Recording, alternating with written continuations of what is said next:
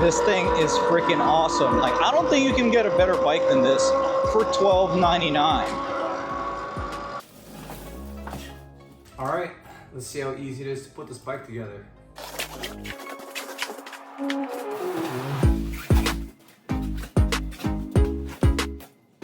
I gotta say, that's probably the easiest bike packaging I've dealt with. Look at that. The black and orange color scheme reminds me of a KTM.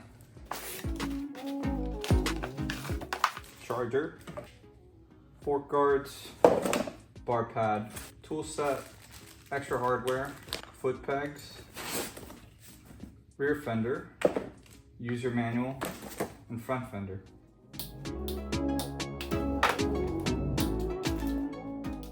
Keys.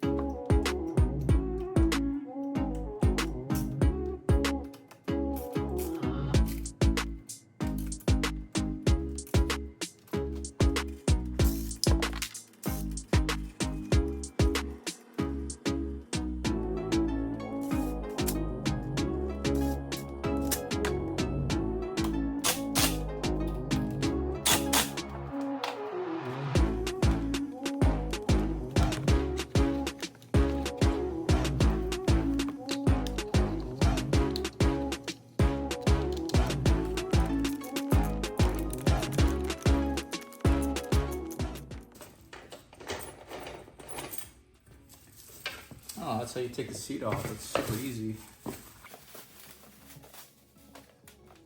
Nice. You know what? I'm gonna take the battery off and charge it since I'm trying to ride this thing ASAP. That is pretty convenient.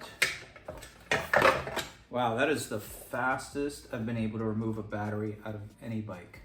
So what do we got here? Charge cutoff voltage 54.6. So this is a 48 volt battery, 21 amp hour lithium.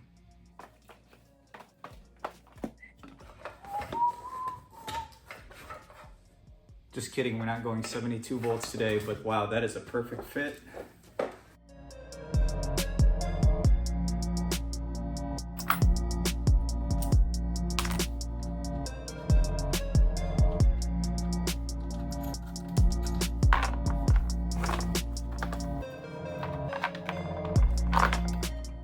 So there's this little clip that you have to pull out from the brake lever to release the tension from the brake caliper. Now you can slide in brake rotor.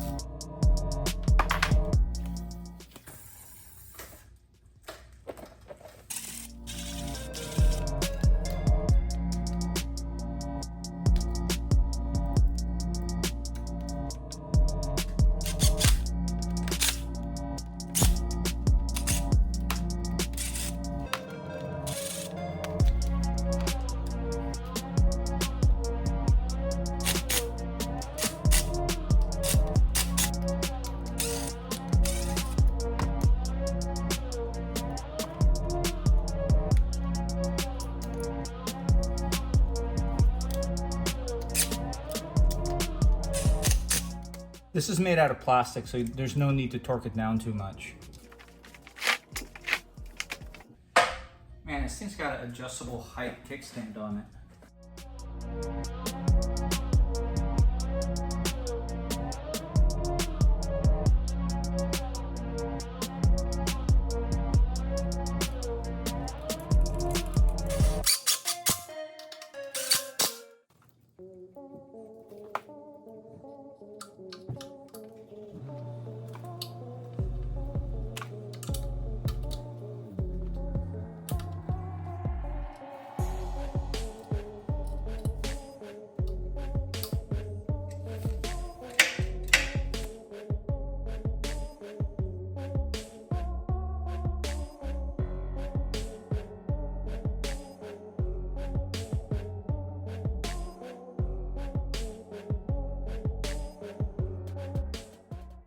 So the battery is now fully charged, so let's put it in and see what happens.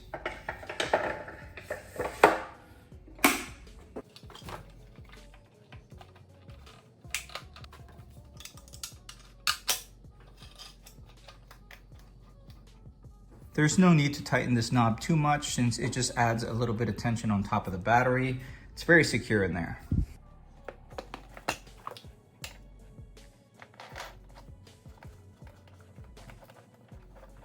That's it. The bike is fully assembled. Okay, first start. Definitely sounds like a far driver controller. Mode 1. This is how you're supposed to switch modes. So there's 3 modes. 3 is definitely the most sensitive and most powerful. See what happens if you hold it for 2 seconds. Let go. Okay, so that changes the odometer to voltage reading. In case you want to monitor your battery voltage, hold it again, let go. And that's how you switch from miles per hour to kilometers in case you're in a different region. Hold again and let go, and you're switched back to miles per hour. And as far as controls, that's pretty much it to learn since this is designed to be an electric pit bike. It's not an on-road e-bike or e-moto, so it's not gonna have a headlight, turn signals, brake light, or horn. It has just what you need to have some fun with it, which keeps it light and simple like most gas-powered dirt bikes. Since it's still raining outside, we may as well go over all the features and components of this bike and what makes it so great in comparison to all the other pit bikes in this price segment. Now, we can't really compare this to an MX500, MX650, or SX500, which we have a lot of on this channel since I happen to enjoy building razors, but this bike comes with way too many components and it's way too capable in comparison to put in that segment. I think this should be compared closer to a Razor Pro Spec or even a Roar Mantis Mini. Now, this bike has hydraulic suspension front and rear.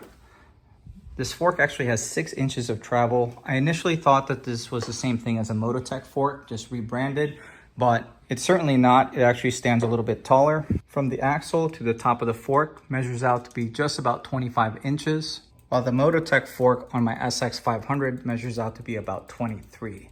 It's got a 14-inch front and 12-inch rear wheel set, and it's certainly a lot heavier duty in construction compared to your average Razor wheel set.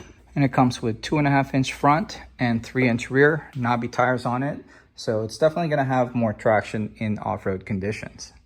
And the pegs are designed closer to what comes with a Sur-Ron or Talaria, which has a lot more surface area, which means your feet will have a lot more grip in comparison to what comes with a Razor.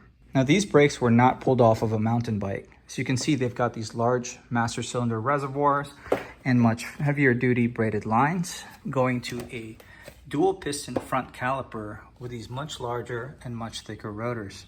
Here's what the rear looks like. These rotors must be at least 4 millimeters thick, so I'm expecting this bike to have some serious braking power. I just confirmed that the stock controller is actually a far driver, but I can't connect to it with the app since it doesn't have a Bluetooth dongle connected to it. So we're probably gonna put one on in the near future and start experimenting with modifications. Though I don't know which exact model this is, so please comment below if you happen to know. It comes with a 2000 watt motor, which is mounted on the bottom of the frame, which we'll take a closer look at once we start modifying the bike. But check out this fat chain. I think this is bigger than a 35.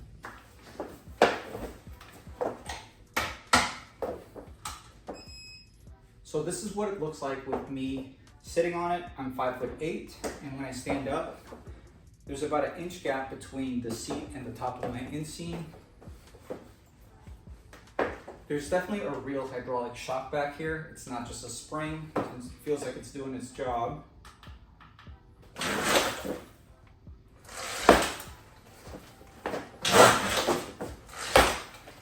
The seat height seems to be perfect for me. What I find interesting is the front brake lever doesn't have a brake sensor. So you can see I can have it pressed and I'd still be able to do a burnout, but the rear completely disables the power. But I'm sure that there's a way to disable that to the computer, or we could probably simply disconnect it. It claims to have a range of 43 miles per charge and have a top speed of 37 miles per hour, which I think is insane for a price of $1,300 in comparison to a Razor Pro Spec, which is $1,750, and a Roar Mantis Mini at $2,500. Okay, let's take this thing out and see how she rides.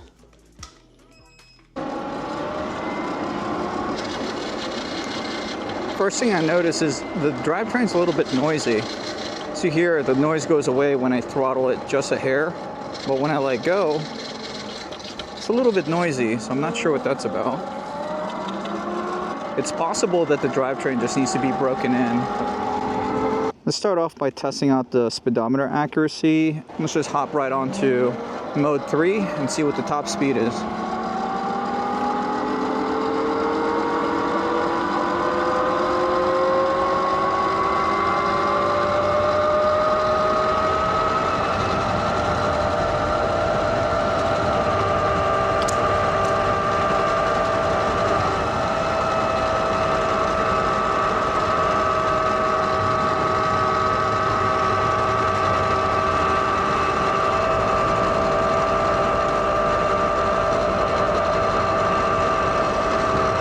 I like how it handles. To give you guys some perspective, I'm 181 pounds currently, and the top speed we hit is 35 miles an hour. I'm pretty sure the speedo is reading around 38 miles an hour when it hit 35, but I'm sure if you're like a 120 pound teenager, you could probably hit the 37, maybe even 38 miles an hour on this. So I'm gonna see if I can go into the far driver controller settings to see if I can do some calibration to make the speedometer more accurate. It's definitely got enough power to pick up the front wheel in stock form. So I'm sure we can squeeze a little bit more out of this with a little bit of tuning. I definitely love how this thing handles though. You can just pretty much toss it around, lean.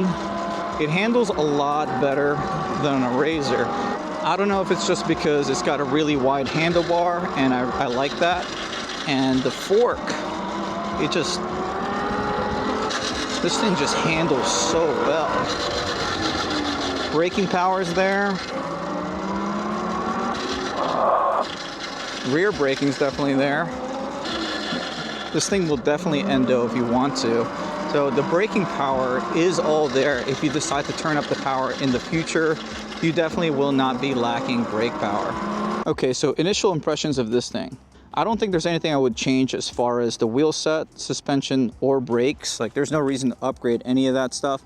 The drivetrain, however, with this thing having a 420 heavy-duty chain, sprocket set, 2,000 watt motor, I think it really gives you a good starting point if you want to make really good power in the future. I keep thinking about how much money and time it would take to get a completely factory Razor MX650 or Razor SX500 to get to this point. Between the suspension, doing a fork upgrade, rear suspension, swing arm extension, bigger wheel set, big brake kit, heavier duty drivetrain, brushless motor, brushless controller, a lithium battery pack, and more, you'd probably be looking at well over $2,000 to get it to this point. And not to mention hours and hours of labor. Or another option is to just buy one of these and you'd be ready to ride immediately. Though this bike is not perfect, I do have a couple gripes with it. Main thing definitely being this fender. I just don't like the way it looks. And the other thing is the power. I think it's a little bit underwhelming in comparison to how good everything else is. I think all the factory components on this bike leave you with a lot of room to grow as far as throwing in more power and the bike being able to handle it. Okay, let's see how this thing handles off-road conditions.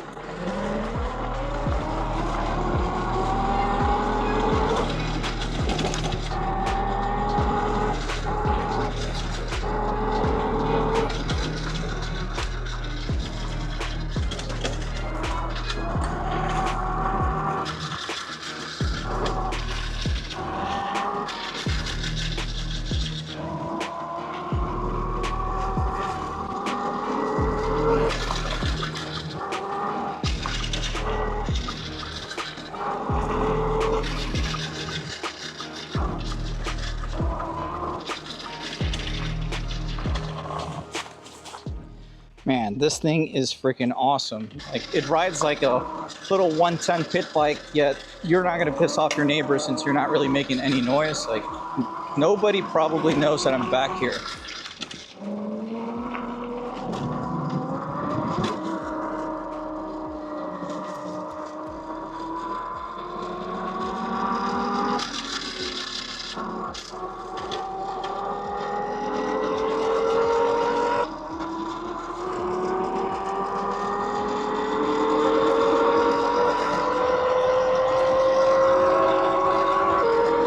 This thing is freaking awesome. Like, I don't think you can get a better bike than this for $12.99.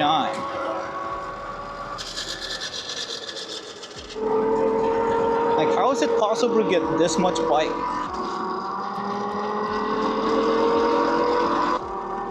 All right, let's get one more top speed run in this thing.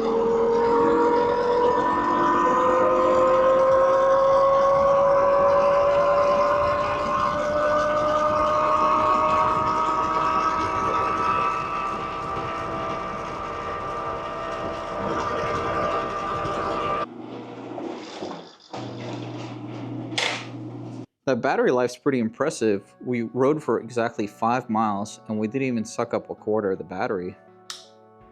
I can confidently say that this is the best pit bike you can purchase for less than $2,000 in completely stock form. Obviously, you can get yourself a Razor Pro Spec and spend a good chunk of change at Electro & Co. to make it insane, but straight out of the box, the braking power, suspension, handling, the stock motor, the drivetrain, you can pretty much just stick a 72-volt battery on this thing, turn up the controller, maybe even upgrade the controller, and then this thing would be an absolute beast. You wouldn't even have to change too much on it. If you can think of another bike that's a better value than this, make sure you comment it below because I'd love to look more into it. But if you want to get more information on the Tuttio Soleil 01, I'll have a link to their website in the description. I think they're actually having a sale next week. You can get like an extra $65 off starting October 8th. I'll make sure to have a link to that specific listing in the description below as well. If you enjoyed today's video, do me a favor and hit that like button. If you like this kind of content, want to keep up with some of my e-bike projects and reviews, consider subscribing to this channel. But this is going to be it for today. Thank you for watching.